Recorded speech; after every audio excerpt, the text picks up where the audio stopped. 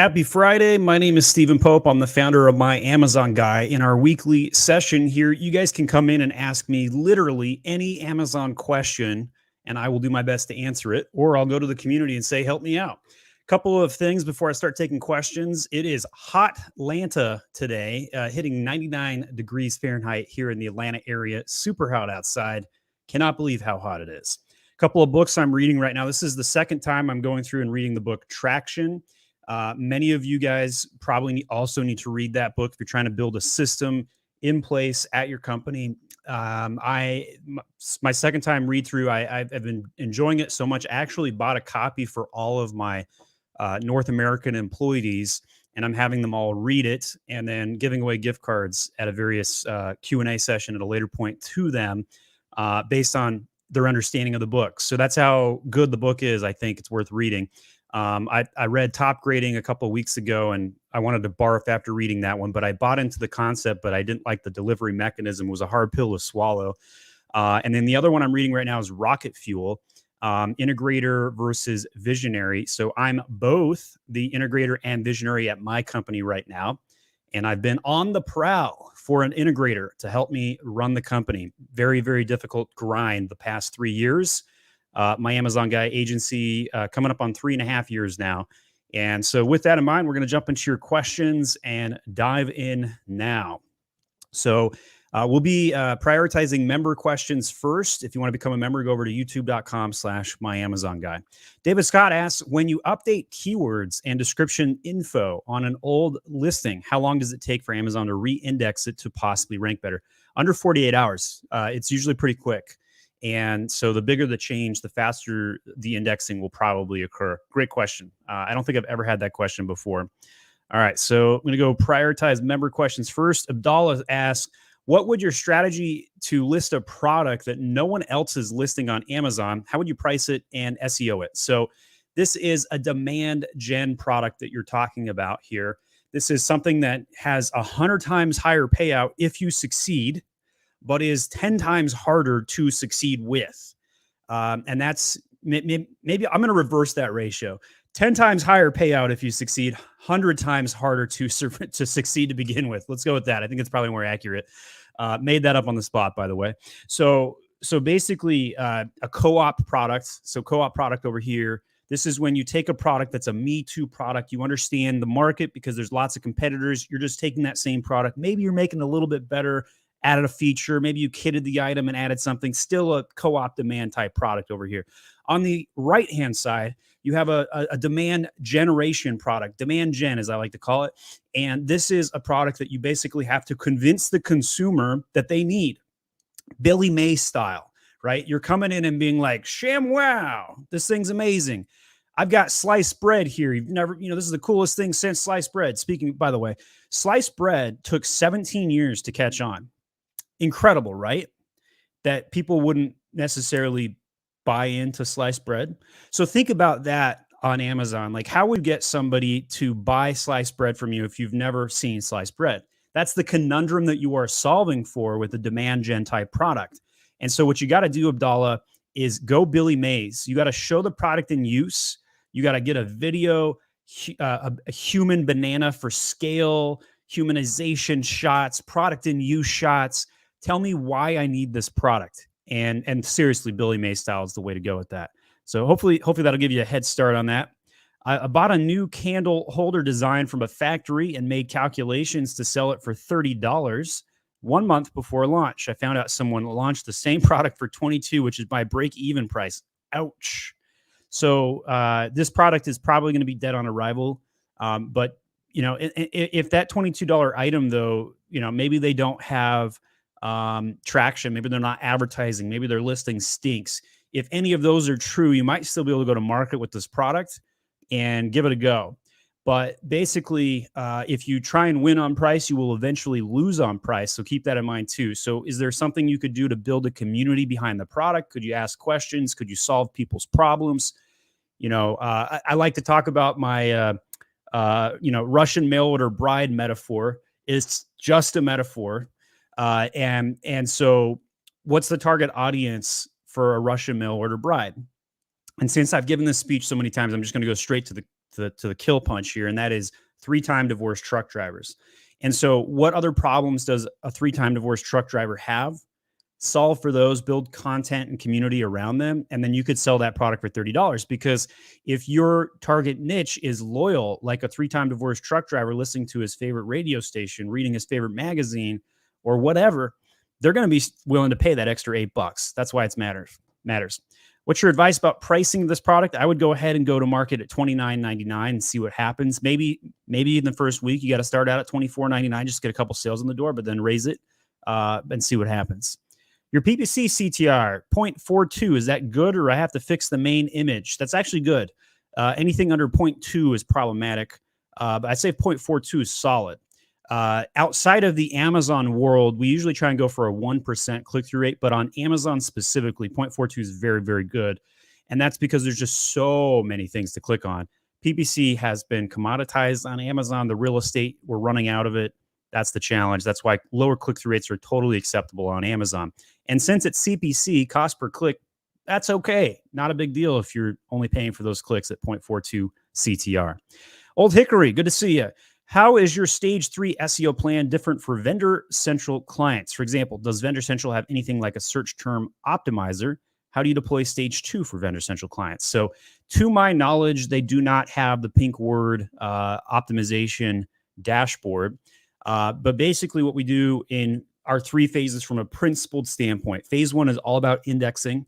Phase 2 is about incremental indexing. And phase 3 is about matriculation of strike zone keywords to the top of the page. And so you run that same playbook regardless of the mechanisms, regardless of the tools you have available.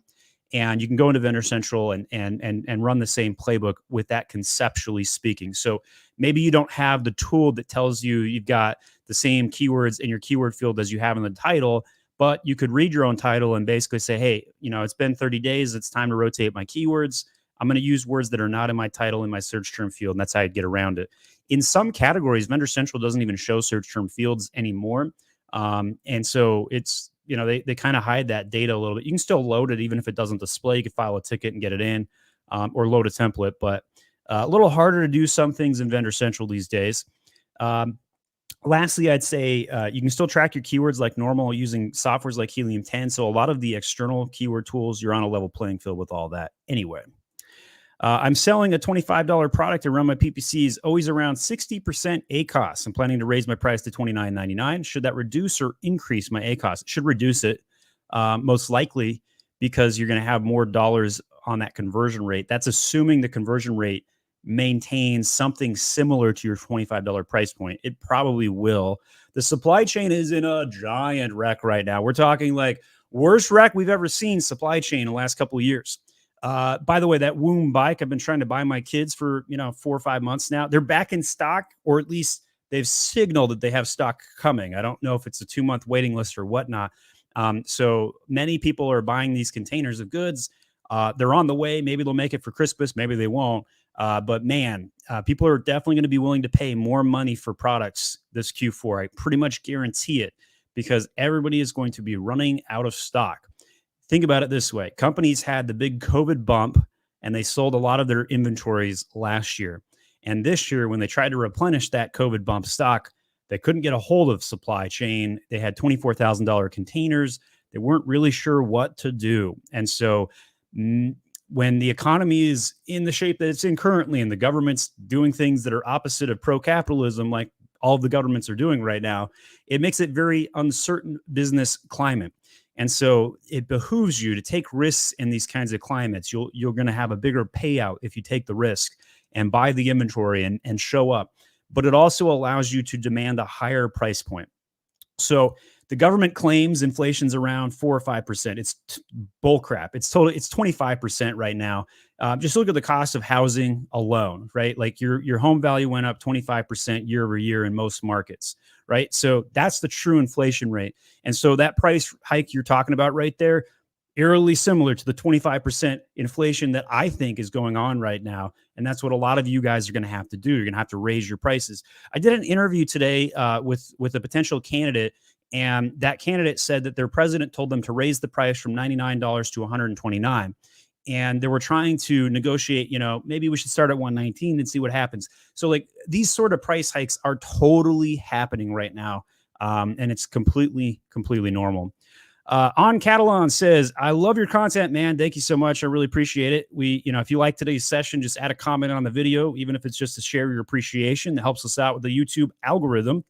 Old Hickory says, how do you recommend finding more keywords to put in back-end search terms when the vast majority of searched keywords have a brand name in them? There literally are often 2 to 4,000 keywords per ASIN that a competitor ranks for. And so when you start accumulating like the top 10 ASIN competitors, should be around 6 to 10,000 keywords to search for.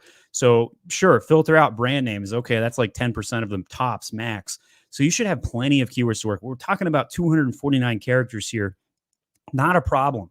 And by the way, I've only seen listings get yanked for having a competitor brand name in them one time. It totally can happen, and you could report other people for using your brand name, but like it's not that big of a deal. And so I don't think it has a financial impact on people. And so I would just say, don't do it. But if you accidentally left one in, it's not the end of the world, especially if this is like a brand name that's like 2 or 3 words long and you're using a partial match. That's totally kosher, right? Like that's not going to get you in trouble at all. But if you were to put something, I don't know, like Nestle inside of, your cup SEO terms, yeah, that one's going to get caught like 100%. Old Hickory says, on Helium 10, is there a way to track a list of ASIN's total organic keywords month over month, like a report, or does it need to be done manually? Totally can be tracked. Yes. The section you need to go into is the keyword tracker. I don't think I'm going to be able to pull this off live, but let's try. Hadn't logged into Helium 10 coming into today's session, so I'm doing that off screen right now. Let's see if I can figure this out. And then go into, all right, I can share my screen now. So over here, we're going to go into, I want to go into the keyword tracker, and I have to remember where they put it. It's not in the keyword research section. Maybe it is. Save your keywords. Maybe that's where they moved it. All right. So food container folders. Let's go in here and see what we got. I was expecting my own account here, but so here's keywords. You can see what the rank is per product in ASIN. Totally can track it down to that level. I'm not sure I'm in the right spot. I feel like I'm not. But in any case, you'll be able to see like a chart of the keyword going up and down. And you can definitely track your keywords down to the ASIN level. You can do it like on a daily basis without any manual intervention. It will totally do it automatically for you. So highly recommend you do that. Obviously, I'm not looking at that report every day. It's something I would go look at maybe once every 2 to 6 weeks, somewhere in that time frame, so that you can figure out like what's working. Once you put in that new A+ content, you're going to see your index keywords go from, say, 500 is going to bounce up to 1,000. And then you want to see your keyword ranks go from, that slot 20 through 50 and get into slots 1 through 10. And you want to see if that change that you made to the title pushed it up the needle. 100%. It'll give you the day-to-day tracking so that when it fluctuates up and down, you can follow all of that. Jeffrey says, saw your post re-index for 1,000 organic keywords by day 30, 1,200 by day 60. I have Helium 10 in Cerebro Distribution. I can see my current organic keywords, but how do I track this over time for all of my ASINs? So pretty much the same question we just addressed there. There is a keyword tracking mechanism within Helium 10, and then you can see how these keywords are fluctuating up and down. You could also go to Cerebro and pull a manual report, which is a snapshot in time of your current rankings. So if you wanted to see like how you're currently indexing number of keywords for a particular, you totally can. So I'm going to pull up on screen here what chart you're talking about, because some of you guys are probably wondering what we're talking about. And share screen. Here is one of the things. So this is one of the SEO tips that we posted on our feed. Maybe I can zoom in a little bit there, pull off the comment. So this is one of the tips that we talked about. No commas in search terms, no duplicate words, 250 characters. By the way, A+ content totally does index, despite Amazon claiming it doesn't. So you're going to put 100 characters in alt text. You're going to have one photo with Spanish in it to try and maximize that as much as possible. And then the other one that they talked about is this one. This is the summary, 1,000 keywords indexed by day 30. This is your KPI. This is how you know if your SEO strategy worked. And if you get to day 60 and you get up to 1200, you're heading in great shape. And then finally, you want to get 50 keywords to rank in the slots 20 through 50 by day 90. So here are your targets. And you can easily measure these with a tool like Helium 10 that you can pull a Cerebro report. You can track your keywords in the keyword tracker to see how you're progressing over time with this and hitting those targets.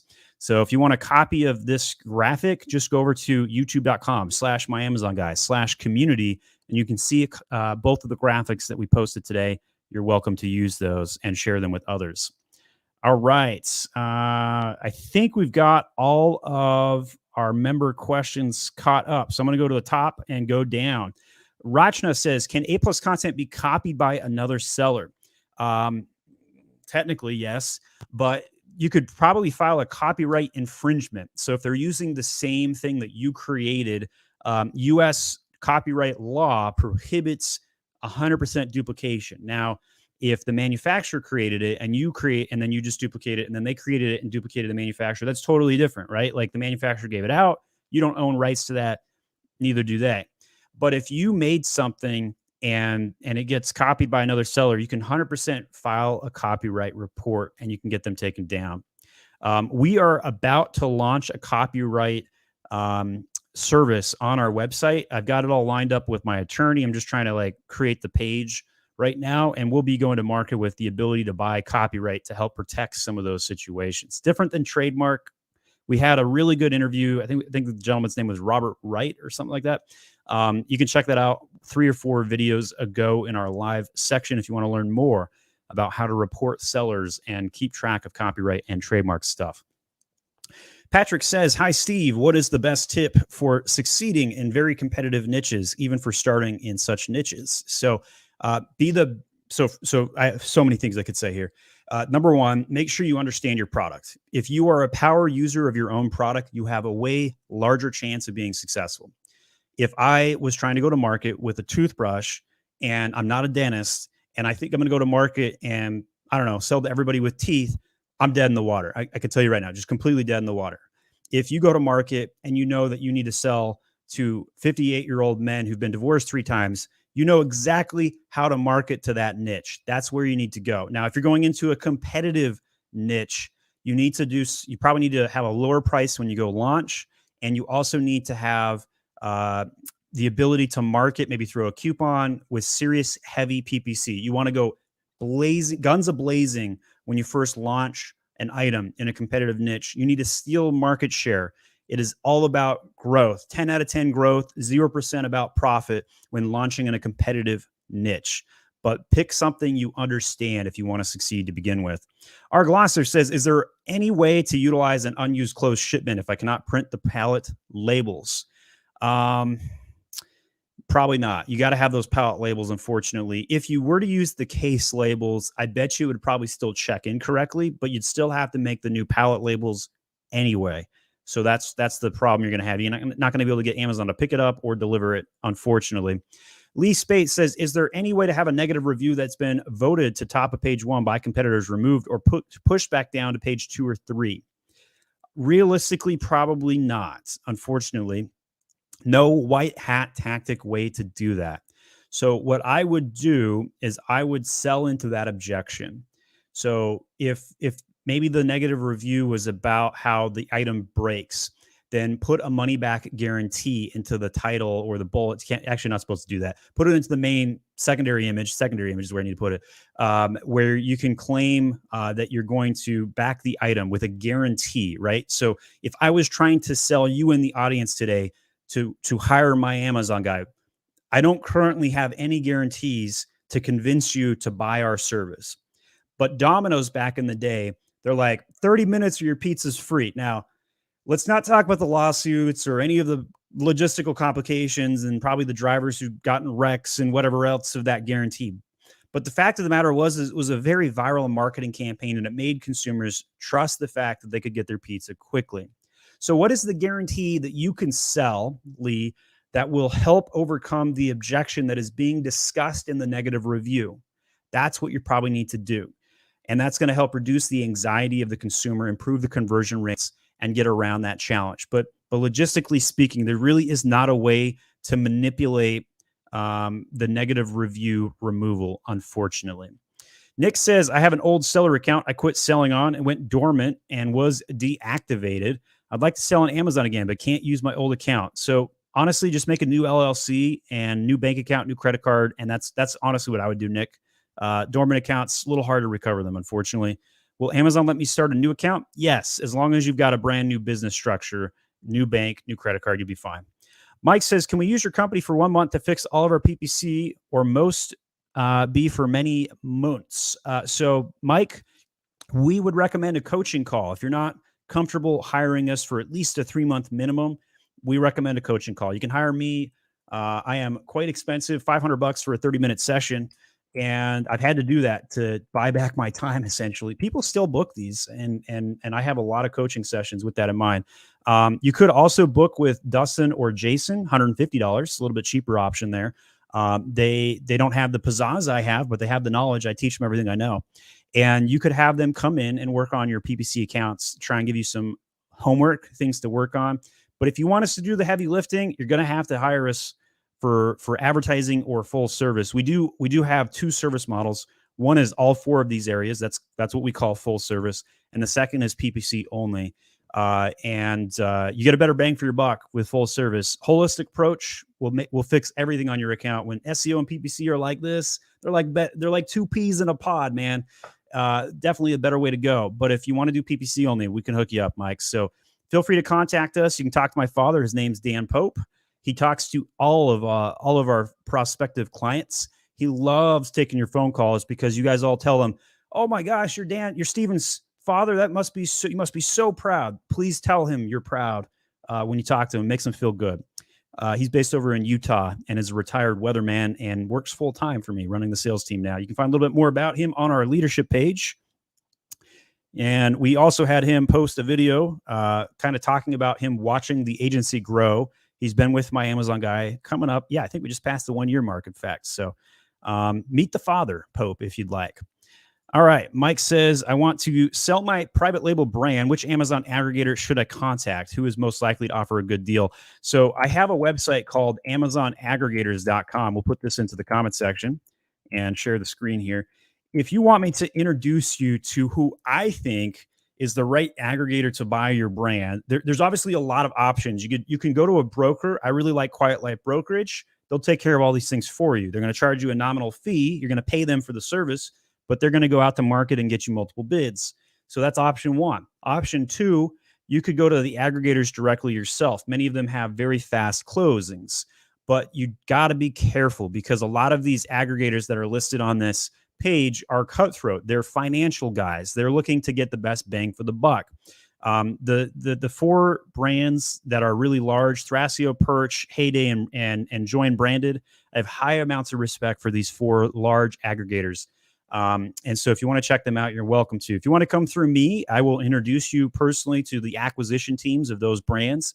But there are certain brands that you're going to come to me with. Like if you sell a supplement, I'm going to introduce you to one guy who does a lot of supplement deals, right? Like most aggregators, they don't want to touch supplements. But if you're selling a kitchen knife, you probably could go to any of these aggregators. Anybody's going to buy a kitchen knife.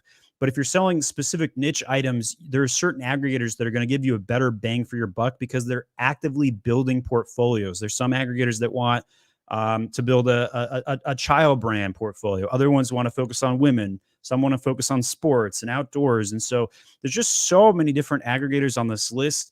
By my calculation, $3.2 billion have been raised just from public announcements. So maybe the real number could be even higher. But they're all looking for FBA brands that have good profit margins, that are sustainable, and you've kept your best sellers in stock. They're looking for well-run, oiled machines that they can just add to their portfolio, put in a little bit of cash flow, add a couple of SKUs, and accelerate that thing. So that would be my advice, Mike. Check out AmazonAggregators.com and feel free to fill out the form. We'll introduce you to who I think would be the best fit for you. Will I still be able to sell a private label brand in 1 to 2 years from now, or is it basically the peak? Great question. That's like asking me to tell you the prediction of the stock market or to tell you if Ethereum on cryptocurrency is going to go up or down today. Well, I don't know. So I like to consider myself the taxi driver of Amazon. I can see a bunch of people getting in and out of my taxi vehicle, and I'm taking them to destinations, but I'm not in those board meetings. I can tell you that when a bunch of people are showing up at the stock exchange from a particular company, they're probably going to have an IPO. There's something going on, right? Like we know something's happening. I'm very bullish on selling on Amazon. I think anybody selling their Amazon brand right now is crazy. I think you guys should double down and grow further.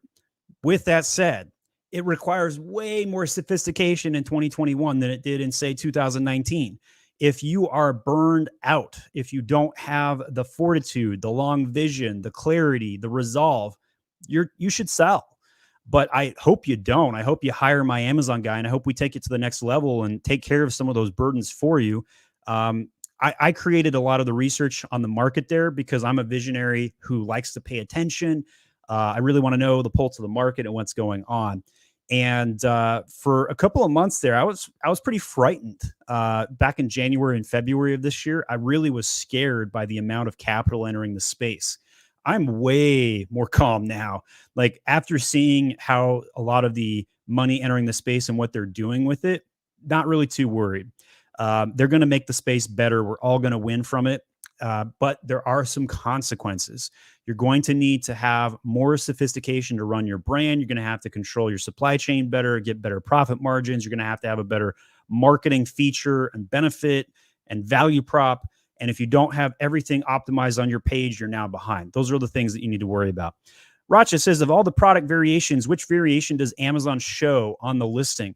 They're going to show the alphabetical one first if they don't know which keyword converts the best, or they are going to show the keyword that you used in the search that will best find and convert on that particular variation. I do have a good product to explain this example. One of my wine glasses has a variety of different things inside of the parentage. So let's go to, this is the wine glass I got banned from advertising and still have not gotten back up. I haven't actually shipped in any more of these wine glasses since February. That's how screwed I got from being banned from ads. But in any case, so I cheated the system by putting the letter A because I wanted my best seller to be in the front because it had the highest conversion rate. So this is against terms and conditions. I don't recommend this, but I'm showing you how I did it. And so that's how I get around that system.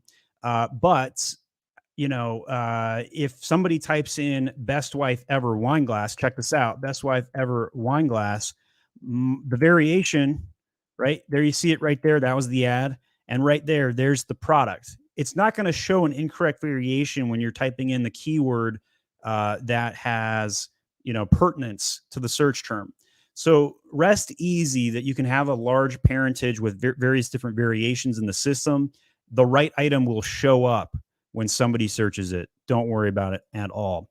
Is it possible to get rid of negative reviews that are not verified? Actually, that's probably the easiest product review to get removed. We do have a guide on how to get removing, how to remove product reviews that are negative and violate the terms and conditions. Product review guide, my Amazon guide. Anytime I have 750 pieces of content. So anytime I don't know like how I'm going to locate something, I will Google myself, product review guide, my Amazon guide. And there you go. How to remove negative product reviews on Amazon. I also have a full written guide. I wrote this in 2019, but it's still totally relevant. And in here, we walk through like the review type and the response you should write out. And basically, we're quoting the handbook on how to get that removed. So, if it's about the wrong ingredients, the following negative review lists the wrong ingredients, which do not comply with Amazon's community guidelines under Be Helpful and Relevant. It's our favorite one to use. It's a vague policy, which is why we use it. And you can go down the list and kind of see like, okay, here's one for the unverified. This is exactly the one you need to use, Lee. We are requesting the review made by this person to be removed on the following product. We have verified they did not order this product, but instead posted a review. Please remove this review as it is unfair for us and other customers. We've had high success rates using that exact language. Check that one out, Lee. Let me know how it goes for you. Dan says, hi, can we get the title of a listing changed if we are not the ones who created it? Yes, you can. However, if you don't have brand registry, good luck. It may be way more difficult. You're going to have to file a ticket inside of Seller Central. If nobody has brand registry, You'll go through Seller Central. You'll file a ticket. You'll take a photograph. You'll use a link to the manufacturer website and try to get that removed. I'm going to take a swig here. A little bit of background music, get us going here. All right. Hi, Stephen. Does the unit session percentage rate include PPC impressions? Not the impression, only clicks. It's going to be how many people viewed the product on the detail page, not on the search results at all. Tunanan says, how can I put an emoji in the bullet points? Can you show it? Honestly, if you just go to Google and type in Amazon seller emojis, you'll get a website that has emojis you can use right here. So you can literally just copy them from this page right here, keywordadvantage.com/emoji, and you can come in here and copy these over. So all of these, if you copy and paste them into an Excel file and load it, will populate. Now, there are certain categories I would not do this in. I would not do this in anything related to health, because they will potentially suppress your listing. And you don't want your listing to be suppressed. You want it to be showing up in search results. So in a gift giving category, emojis, totally okay. Cool, no problem. But if you're in a health category, I wouldn't do it. It's not professional. Steven says, what is your take on moving brand name to middle or back of the title? In fact, I do this all the time, Steven. It is against terms and conditions. Amazon may not like it, but your SEO will benefit from that. And how do you join as a member? If you go to youtube.com/myamazonguy, just click on that join button. You can join for a couple bucks a month. And I don't do this for the money. I had to have some sort of layering in there to prioritize questions, because I get so many, I can't get to them all now. I'm also struggling to get to all my comments on my videos because there's so many of them. So I try and prioritize member questions for those that want to join us.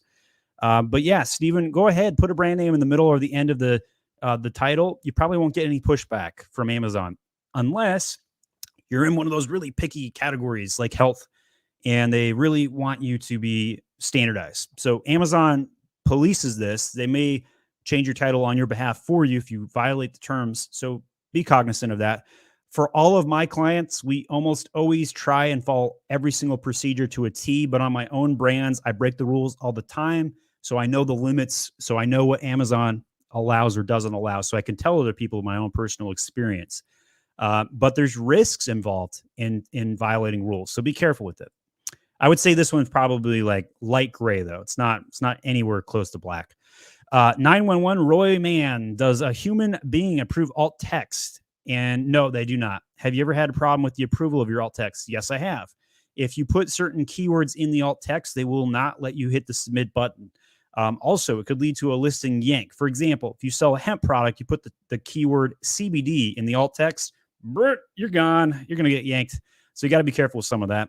How do we save money by choosing a 3PL warehouse in California instead of Texas?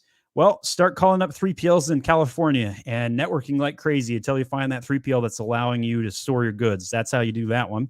Love your content, man. Appreciate it. John says, a bunch of my competitors got blacklisted on Amazon. Fake review crackdown. I love hearing that. Yes. I don't know which of my keys I'm about to click. I don't know if I gave you a good one there. I'm hoping that's the clap sound. I haven't actually used my soundboard in some time. What changes can I make to seize the most out of the opportunity? Well, I don't know if you can take a positive opportunity out of products you no longer compete with. Maybe you can get away with raising your price now. I don't know. But spend more on PPC. There's more space for you, more market share. It's an interesting question. I haven't really thought about, like, when the market probably need more stock and probably going to see your velocities go up. If that's not happening, I don't know what would be the reason for that. CB says, ethical question. We want the best practices and fair play for our staff and VAs. How to circle the square of questionable and disgraceful treatment of Amazon employees. Well, Amazon treats their employees fairly well, but the reason why we hear about them not treating them well is because they're such a gigantic beast. There is going to be some cultural problems in a siloed organization. This is going to be department by department. So if you were to look at real Q&A feedback from Amazon employees, I would venture to guess 85 to 90% of employees would recommend working at Amazon. And so, yes, do they make their employees run around like robots in the warehouse? Probably.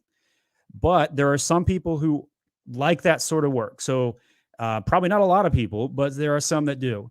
And so I'll sidestep further analysis here, but I would say this. I'll tell you how I build my own culture. We treat our employees better than we treat our clients, and that will never change at my Amazon guy, ever. We had a client last week that made a comment to one of my employees about how she made the most incompetent action he'd seen in 24 years of business. And I responded to that email and said, would you like to terminate our relationship right now? That is an unacceptable way to talk to my employee. I didn't care what the mistake was, right? But when you start talking like that, it's unacceptable. And so I, that by the way, that client totally canceled this week. We walked away, we shook hands and said, you know what? I don't think this is a good relationship. This was less than 7 days after they signed an annual contract with me, renewing their contract after having been with us a couple months. And so we walked away from a sizable contract because I care more about my employees than I care about my clients.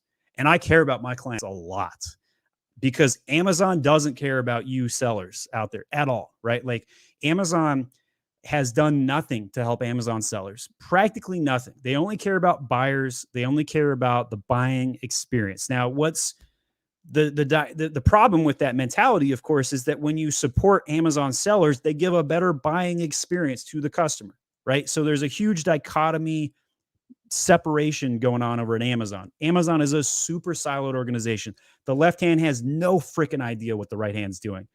And so like I would introduce people at Amazon to each other sometimes as an organization to just give you some context. Like it's such a big organization. It's half the economy. It's gigantic, right? So, well, while every company ever is going to have problems, and culture is top down, I think Amazon for the most part, it's a positive thing in our lives. And I'm saying that as a consumer and as a biased agency owner who wouldn't have an agency without Amazon. So, but, I guess the last thought I'll share there is, you treat people how you want to be treated and give people the opportunity to adapt to your core values. Now, if an employee doesn't follow your core values, then they're not the right fit for your company. But if they do, give them the respect they deserve. All right. I guess I went down the rabbit hole on that one, didn't I? Amarit says, hey guys, I'm finally brand registered. Congratulations. Hopefully use my Amazon guide to get a trademark. If you want to launch a new brand on Amazon, you can go get a trademark from us, $775. We file these in under 1 business day. So you can get brand registry completed in 7 days. Don't know of a faster way to do it. I'm a business guy. We made sure it's fast as hell. And also we give you a brand registry guide as part of the order to make sure that you get your brand registry submitted accurately and can get around any loopholes or problems. Bunch of information on this website. You want to check it out, go over to myamazonguy.com. All right. So how much does Amazon charge to send back returned inventory to me? It used to be a flat 50 cents per unit. Now it's based on the size of the unit. It could be 10 cents if it's like a tweezer. Could be $1.50 if it's a 20-pound item. It's pretty still cost effective. Average cost, I think, is probably 50 cents though still. But not too bad. Removal of inventory, totally recommend it. Sometimes the items that end up in the unfulfillables are totally fulfillable items. They just need to be shipped right back in to Amazon. VB says, really good content. Thanks. I appreciate it. Love the cat's profile photo there too. Big cat guy. Serena says, I'm new to Amazon. How long should I run automatic advertising to find keywords? How should I adjust my budget? So if you're new, then that's a question for your financial budget, right? So if you have a budget of $10,000 and you got to make that go 3 months, there's your answer right there. Work the math backwards. But if you're asking like how I would go launch an item on Amazon today, I would launch literally every advertising segmentation possible. And I would launch auto campaigns, manual campaigns, exact match, category campaigns, ASIN targeting campaigns, display, video, all of it. You got to do it all. If you're not doing it all, you're leaving sales on the table and you're losing opportunities. But you've got to decide like what works best for you. This is a huge variable question. Auto campaigns, make sure you're adding negative keywords to them. I did a 50-minute video this week, and if you want to learn more about PPC, I have a full PPC guide that I posted. Great video, good one to watch following our session today. I'll post a link to that in the chat. All right, we're going to go to some member questions now. So Vickery says, solve this. By the way, my inventory is already in the Amazon warehouse. I'm launching my first product since becoming brand registered and having trouble getting my product to link to my store. Do you think deleting it and resubmitting an upload will solve this? It might. Have you loaded a UPC code, and is the brand name exact match to your trademark? And also, do you have the brand store built? If you answered yes to all of these things, then at that point, I would go ahead and delete the item and relist it with a template upload. It's scary to do this. So I highly recommend before you delete a product, you do a category listing export to back up all of your data. You can do this by following my video. Go to Google, type in my Amazon guy, category listing export, and follow the guide there to do all that. But yeah, it's totally safe to delete items and relist them. No big problem there. Mark, thank you for your donation today. Super appreciate it. I'll make sure I get to your question here if you've got one in the queue here. We got a current client, Jim Schmitz. Hey, good to see you, Jim. Just started selling a product that cost $50 to ship. Had a customer return because he said it didn't arrive in time, even though it got there in 3 days. Can we force them to pay for return shipping? 100%. I would totally make them do that. You can have a shipping policy that's public. Hold them to it if you so would like. If they file an A to Z claim, you can just cite the policy. Shouldn't be a problem at all. Justin says, just filled out the contact form on my Amazon guy, seeking assistance. Talk to you soon. Thanks, Steven. You'll be talking to Dan here, hopefully by Monday. Maybe he has an open slot today. He'll fit you in. Old Hickory, in stage 3 SEO, outside of seeing if I rank between 20 and 50, what other factors do you consider to decide which 3 to 5 keywords to target first? So you would choose 3 or 5 keywords inside of the 50 keywords that you have ranked 20 through 50 and make a judgment call based on relevancy, what you think you can convert on. The most important thing with SEO is traffic first, but second, it's conversion rate. So you need to index to get the traffic, which is why in phase 1 and 2, we focus so heavily on generating traffic. But once you get to phase 3, you have to really consider the conversion rate of that item. Because if you picked an item that had nothing to do with your product and tried to increase its ranking, you're not going to succeed. It's got to be relevant. For those that would like a free guide to our SEO phase 1, go to myamazonguy.com, click on our search engine optimization phase 1 right here. I'll put a direct link in the chat. You can get a free guide from us today and just put your name in there. I will add you to my marketing list, but I promise I'll only send you relevant Amazon tips, and you can unsub the moment you want. And we have a ton of great content around SEO. So if you want a free phase 1 guide, we also did an amazing podcast with the Ad Badger team and some of the best SEO work on the line available. So check that out. So which 3 keywords would I choose first? The relevant ones. Easily. That would be where I'd go with that. Scrolling up to see if I missed any member questions here, prioritizing those. Hey, Dr. Kaz, good to see you. Hey, Pope, I have a product, upgraded the color, 99% exactly the same. I want to replace photos. Any danger in that? I heard that triggers the AI to review a listing and may trigger red flags. That is correct. You could trigger some reviews by the robots by making changes, but at the end of the day, you totally got to. You totally got to make those changes. There's no reason not to. It's a better consumer experience. Your photos are going to get better. So go ahead and do it. If you're really super worried, make the change by template upload. Supposedly, that's less likely to trigger a robot review than doing it manually. We haven't been able to validate that, but that's the rumor. And I would go ahead and suggest doing that. Yeah, 100% make the changes. Old Hickory, yeah, please hit that like button for Steven, the invaluable service he is providing. Clicking a button is a small thing to say thank you. I should put that on like a recorded soundtrack and click a button on my thing there. I have literally no idea what my soundboard does. I'm just clicking random buttons right now. All right, scrolling up, looking at another one. Hey, Pope, with Delta variant, I'm seeing upswing with online purchasing. Huge weight ship with C ship coming into Q4. How do you see things panning out given macro anomalies we are seeing? So I got to walk a very fine line here because half the audience thinks COVID's fake and half the audience think COVID's going to kill them. So I got to walk a very fine line here. So I'm going to give you business answers only. Right now, the government is totally shutting down the economy on purpose for reasons. And so with that in mind, I do think the supply chain is going to take 2 years to recover from today. That is a bearish outlook on the supply chain. But in reality, that's minimum. I think 2 years minimum to see supply chain fixing. So if your product does well right now, you need to double down and buy a year supply of inventory.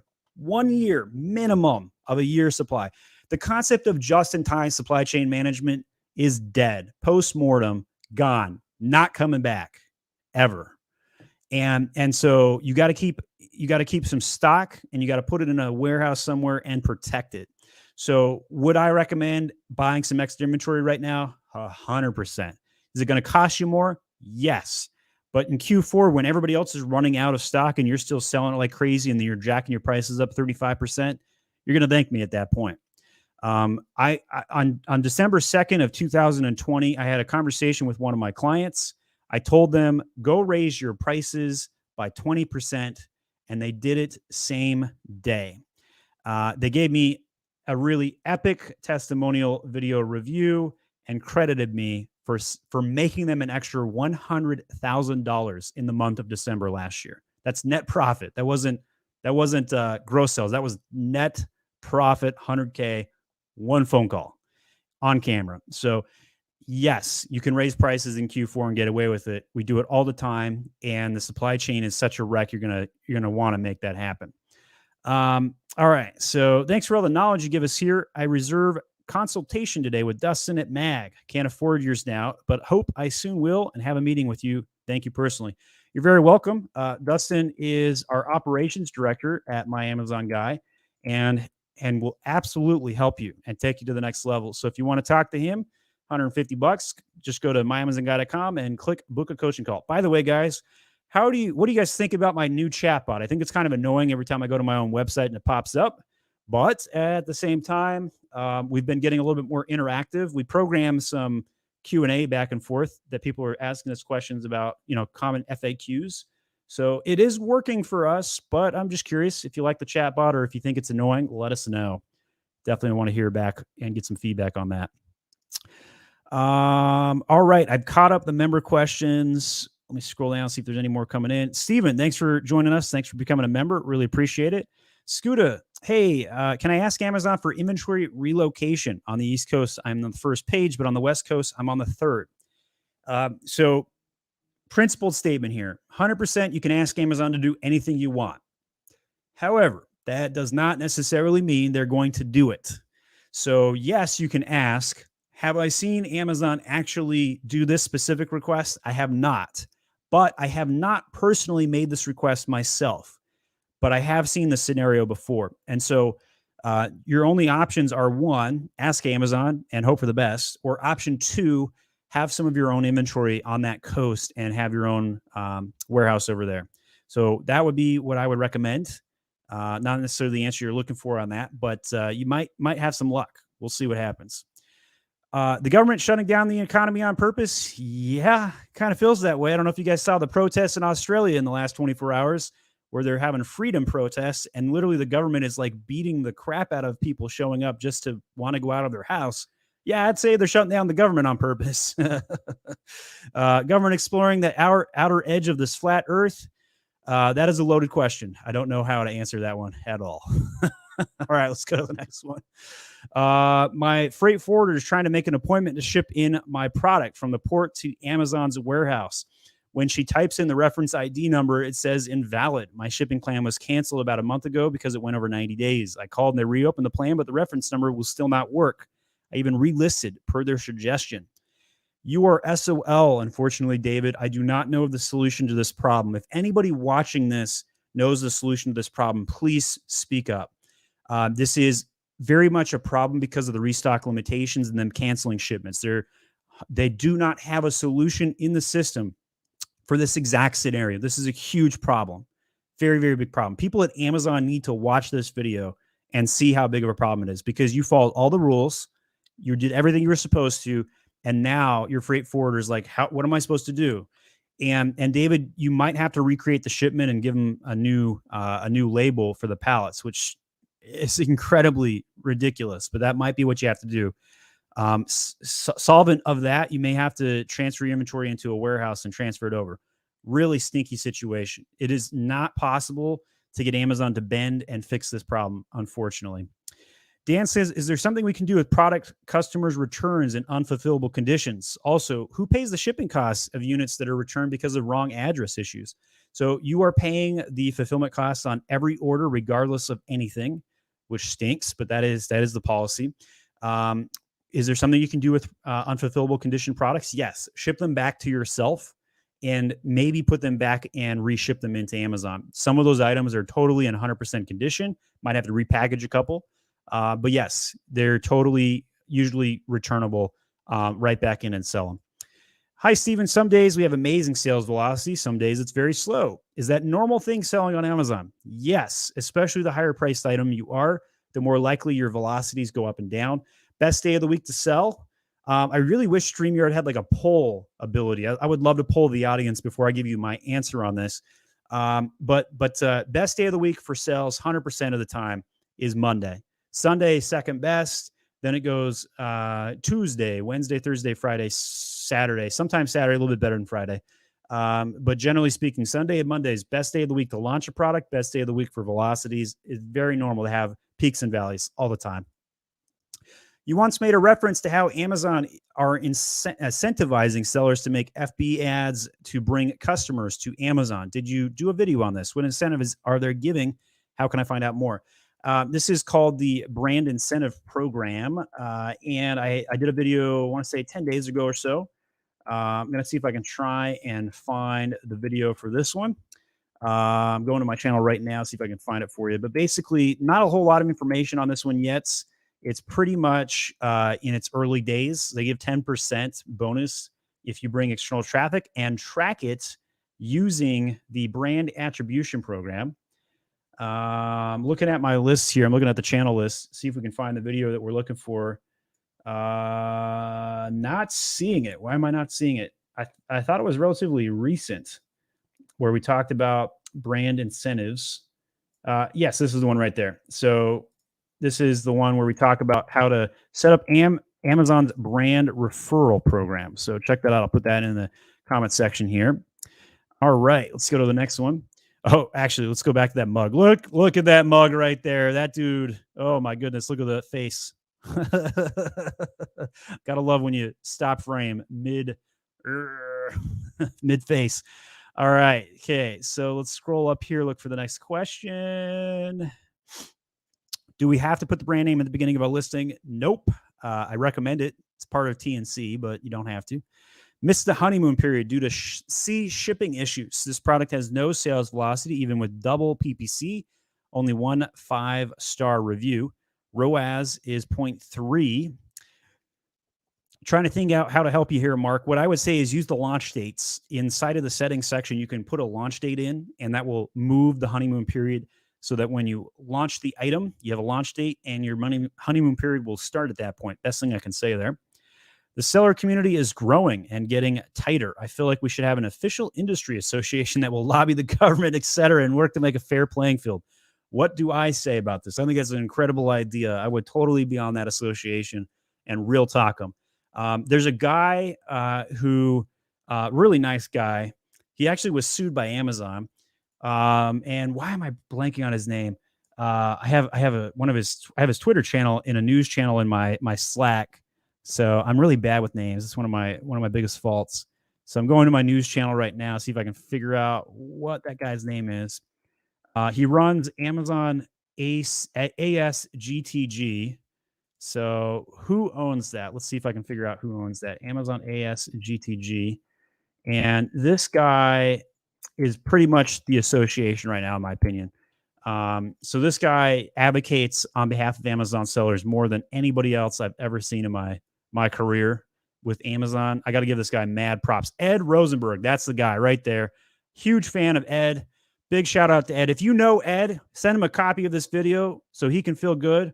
Ed, you have honestly really impressed me. No person in the Amazon community has done more advocating for policy changes at Amazon. And I would be honored to serve on an association with you if we ever made one, to lobby the government to fix what Amazon's monopoly policies have done to Amazon sellers. We have a long uphill battle on that one, Ed. But this is the guy. If you want to throw some weight his way, this is the guy that's making it happen behind the scenes right now. Better than anybody else I know. J20, do you consider arranging a product in a gift set as differentiating your product from competitors in a high competition niche if nobody else is doing it? Yes, easy yes on this one. Kitting items, you're going to have a lower velocity, but you're going to have an easier time being the only one that does what you do. So sometimes you need to launch a color that's not the top color because you're the only one selling that color. That's a way to build a niche. If you build a kit with differentiating items, that's a no-brainer, 100%. Sonny says, I've heard sellers use random ship from addresses close to the warehouse they want the shipment to be sent in for FBA. Does this cause issues? Never once has caused an issue for me. I'm aware of that practice. We've had to use it on occasion. When, let's say, like the Dallas warehouse, for example, is shut down and it keeps trying to ship over there and we don't want our items waiting on the dock for 45 days. Yeah, we've used that tactic. It's probably prohibited, never seen any consequences. I have my registered trademark on my product packaging. It's my own creation. I'm the only seller and brand registered. Can a seller create a fake version of my product and piggyback on my listing? 100% no. That's called a hijacking. You can 100% report them, get them removed, and even potentially some legal action with that. So I think that's a big problem. Doesn't terms of services say competitors cannot give reviews in the same category? You are correct. If you know for 100% fact that it's a competitor leaving a review, that's a blatant violation. That can get their account suspended, in fact. That's a huge one. You just have to prove that they're your competitor. That might be your challenge. But if you can prove they're your competitor, boom, you're going to hit them pretty hard there. Mark says, shout out to Ed. Love him. Jason's helped me out with the name. Unfortunately, due to the way that StreamYard works, I can't see the live questions when I'm going through the older questions. I had a lovely intern that worked for me for 3 months, and we have not replaced them to help me navigate selling, running the show here. So I'm soloing it. Nikki says, I'm launching soon. What's the best way you recommend for quick listing building? Hire somebody. That's the quick answer. But by and large, make sure that you load everything end to end, title, bullets, 6 photos, 1 video, A+ content, soup to nuts. Critical that you put everything into the system, full attribution. Other than PPC, how to increase sales? My product seems to be lagging with everything optimized. This is where I would say, give me your ASIN and we'll do a deep dive ASIN review. I bet you that you haven't humanized your photos. I bet you haven't shown the product in use. I bet you don't have banana for scale on your listing yet. Do you got a video? Does your A+ content have a product module comparing your product to increase average order value? These are all critical components that your item needs to have. This is Mag University. Love it. Thanks, Dan. Appreciate it. We're actually thinking about creating a certification. We haven't done much with that yet, but we're thinking about it. We got some literature to kind of ask some questions so we can certify people know what they're talking about and put it on their LinkedIn and whatnot. All right, so that is the show today. My name is Stephen Pope. I'm the founder of My Amazon Guy. If you like today's show, smash that like button, throw a comment on, let me know what you liked. What do you think the title of today's show should be? I like to customize each show, so I'm not just simply weekly Q&A with Stephen Pope. What do you think today's show should be? Maybe supply chain woes, something like that. We talked a lot about supply chain today. We talked a little bit about optimization, and we talked about culture. We had a little bit of culture tonight, so that was good. Every Friday noon Eastern Standard Time, I will be back answering your questions. Later this month, we're going to have special guests coming in from Ad Badger. We're going to have Michael Erickson. Freaking love Michael. He's going to answer any PPC questions you guys have. So I'll be sure to announce that one. That'll come up in 2 weeks or so in the middle of August. And I all hope you guys have a great rest of your weekends. You guys are rock stars. It's all of us as Amazon sellers against Amazon. We're here together, building a community, helping each other out. Cheers, guys. We'll see you.